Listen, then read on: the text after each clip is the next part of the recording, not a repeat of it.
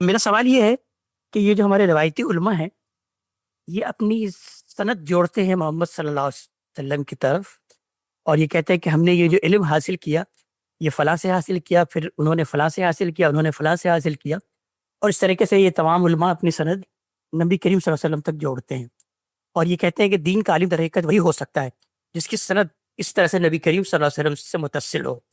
تو میں آپ سے پوچھنا یہ چاہتا ہوں کہ اس کی کیا حقیقت ہے یہ سند کی، اور کیا واقعی اس دور کے بھی سارے کے سارے علماء ان کی سند نبی کریم صلی اللہ علیہ وسلم سے جا کے ملتی ہے؟ دین کا علم محمد الرسول اللہ صلی اللہ علیہ وسلم ہی سے ملا ہے۔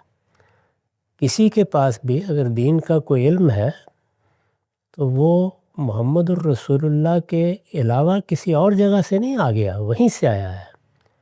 وہ کس طرح سے آیا ہے؟ مثال کے طور پر آپ نے ہمیں قرآن دیا ہے، یہ آپ ہی کا دیا ہوا ہے۔ یہ مسلمانوں نے اپنے اجماع اور تواتر سے نسلاً بعد نسلاً لوگوں کو منتقل کیا ہے۔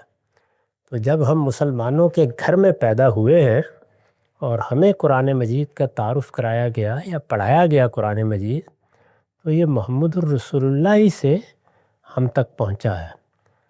ہمیں پوری امت نے یہ قرآن اس صراحت کے ساتھ پہنچا دیا ہے کہ یہ وہی کتاب ہے جو اللہ تعالیٰ نے اپنی کتاب کی حیثیت سے محمد الرسول اللہ صلی اللہ علیہ وسلم کو دی تھی۔ یہی معاملہ سنت کا ہے۔ تو یہ اجماع اور تواتر کے ذریعے سے نسل بعد نسل منتقل ہوئی ہیں۔ یہی دین ہے، اصل دین کی حیثیت اسی کو ہے۔